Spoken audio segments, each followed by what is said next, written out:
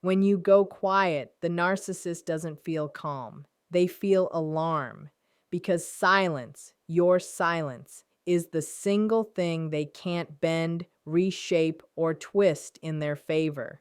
And if you've ever wondered what actually runs through their mind day after day, when you stop fueling their ego, stay right here.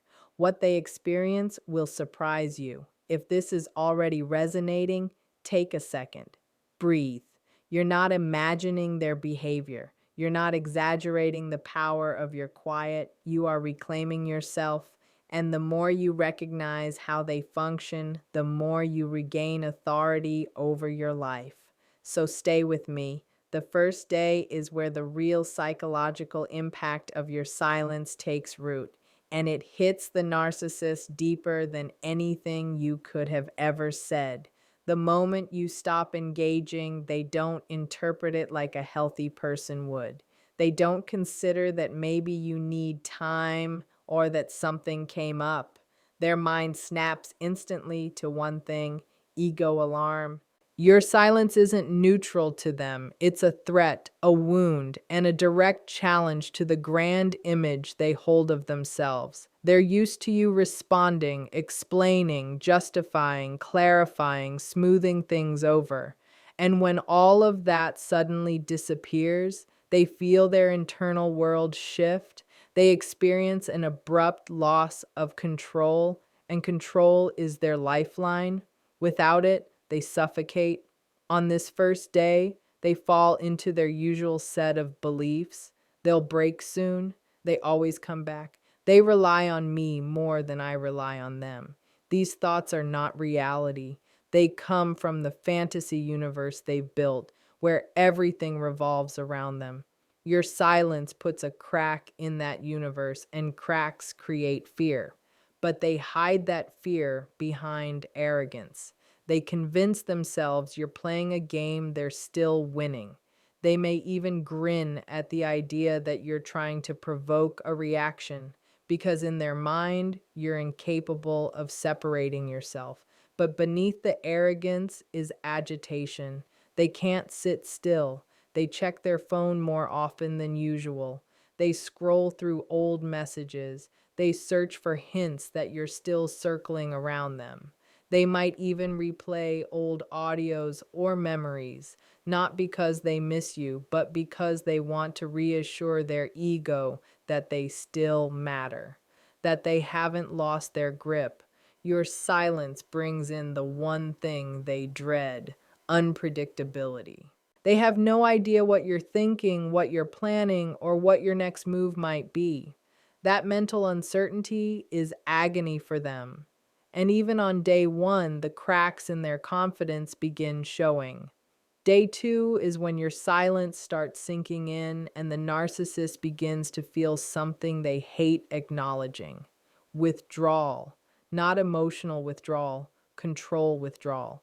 They relied on your reactions far more than you realized. Your replies, even the annoyed ones, kept them alive inside. They fed on your attention, your explanations, your attempts to repair things, your desire to keep the peace. When all of that vanishes at once, they feel it the way an addict feels the absence of a substance.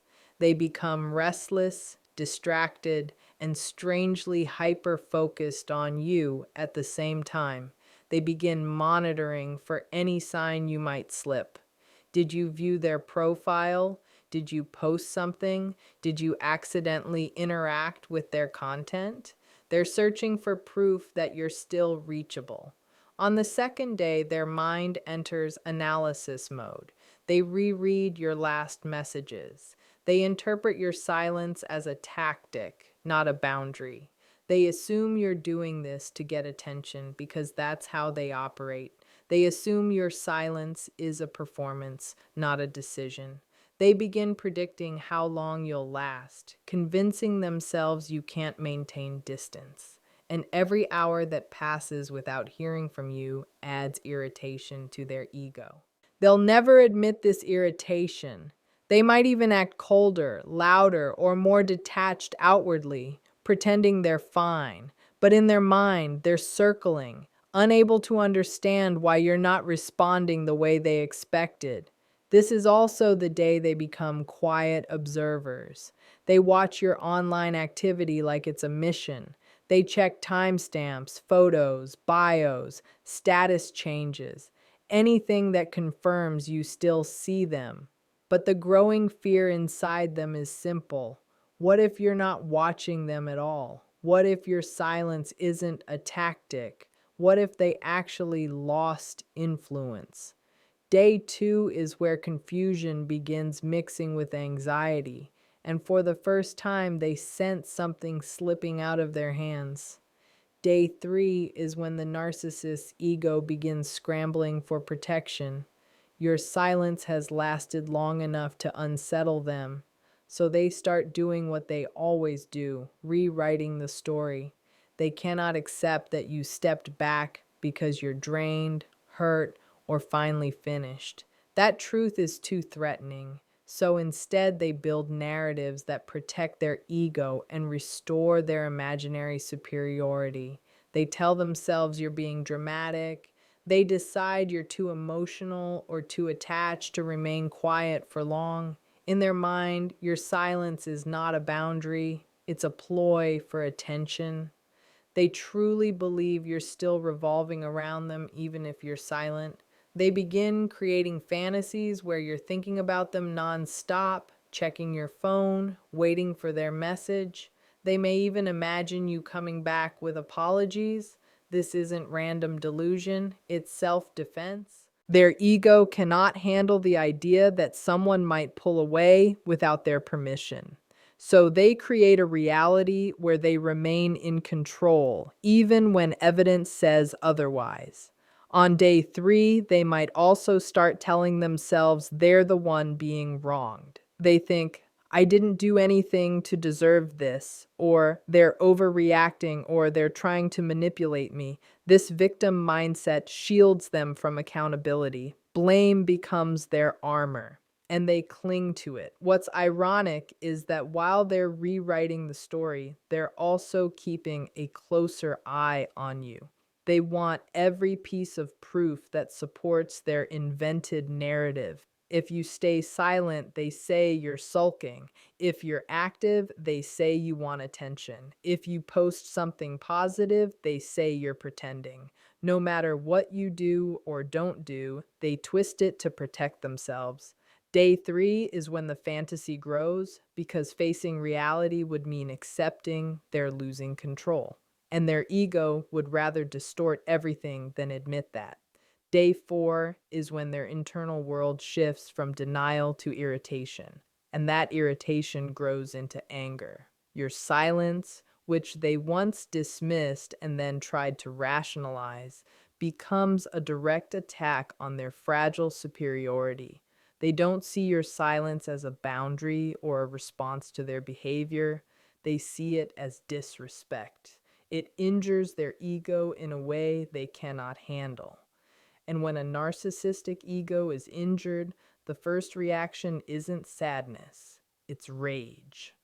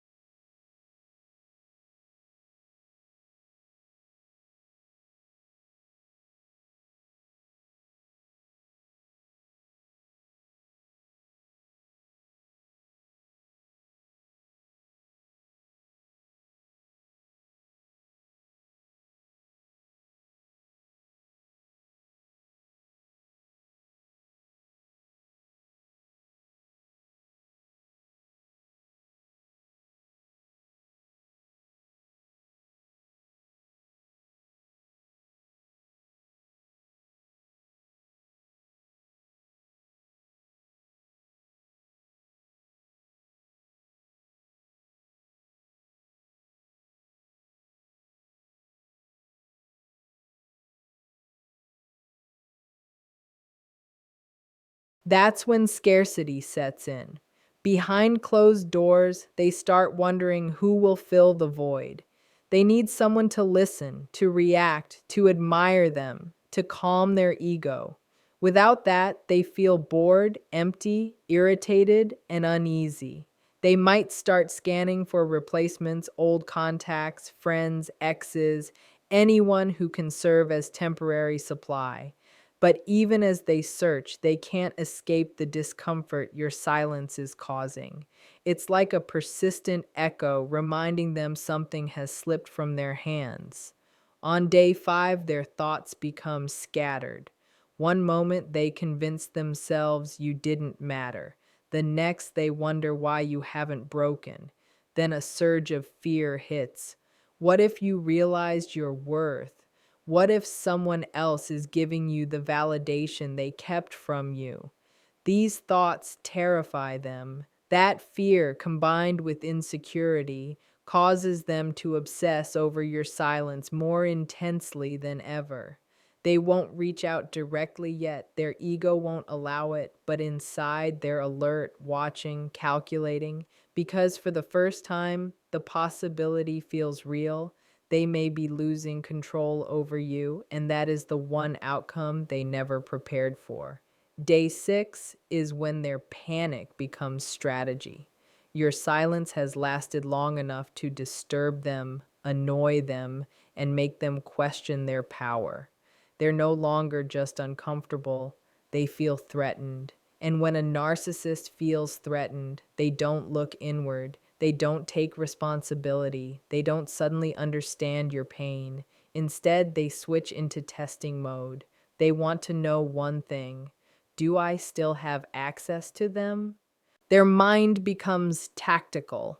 They plan tiny, low risk ways to get your attention without risking rejection. They won't send something vulnerable. They won't apologize. Instead, they send something minimal: a like on an old photo, a quick reaction, a one-word message, a random emoji, a song lyric, something that looks accidental but isn't. These small breadcrumbs are their way of tapping on your emotional door without admitting they want back in.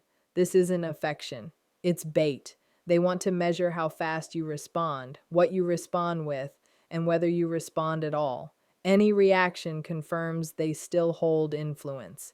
Silence tells them they're losing you, and that terrifies them more than the idea of losing the relationship.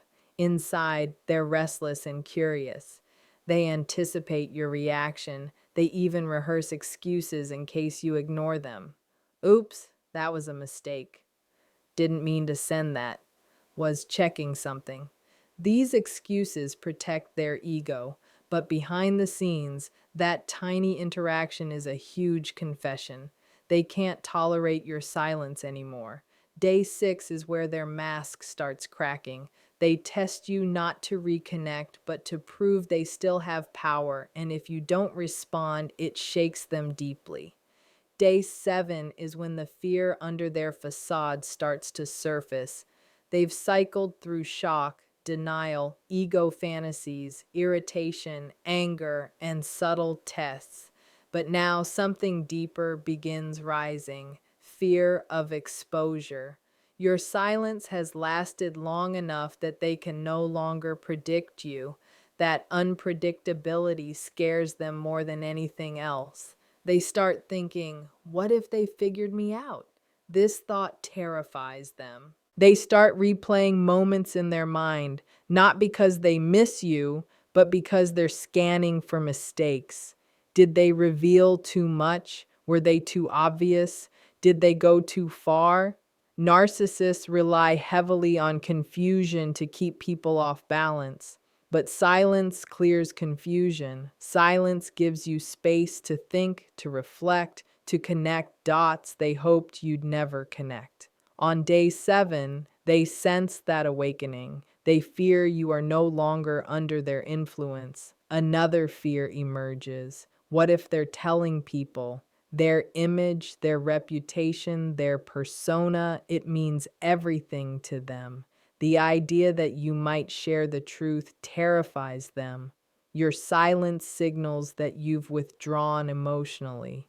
And when someone withdraws emotionally, they begin to see clearly. A narcissist knows this. They know that once clarity sets in, their behavior becomes undeniable. So they worry. They may appear calm or indifferent on the outside, but inside, they're pacing, restless, imagining scenarios they can't control. They don't know if your silence means you're gone, whether you're healing, or whether you finally see their patterns for what they truly are. That uncertainty is torture. Day 7 is when they feel the weight of losing control, losing influence, and losing the ability to shape the story. And to a narcissist, that loss is catastrophic. Day 8 is where desperation collides with pride, forming a storm they can't escape. Your silence can no longer be minimized. Now it feels real. Now it feels like distance. And distance to a narcissist is danger because distance means you're thinking clearly. Distance means your emotions are leveling out. Distance means you are stepping out of the emotional cage they built. On this day, their thoughts swing between extremes. One moment they soothe themselves with delusional self-importance. They can't live without me. They'll come back. They always come back. These thoughts act as ego bandages covering the wound your silence is creating. But the next moment, those bandages slip and fear hits them hard. What if you're actually done? What if you found someone who treats you better? What if you've finally seen their patterns? They despise these thoughts because they force them to confront a truth they never wanted to acknowledge. You mattered more than they pretended. This is also the day they begin preparing their approach for returning, but only in a way that preserves their pride. They rehearse messages in their mind, something light, something jokey, something that makes it seem like they're unbothered. But beneath every rehearsed line lies one motive. They want proof they still have influence. They won't send the message yet. Their ego won't let them move first. Instead, they quietly observe. They monitor your profile. They study your silence like a puzzle. They wonder if you're healing. They wonder if you're waking up. They wonder if you've broken free from the cycle. And deep inside, they know something is happening that they can't undo. Your mind is clearing, your heart is grounding, your vision is sharpening, and their biggest fear becomes unmistakable. Your silence is transforming you, and they can't control who you're becoming anymore.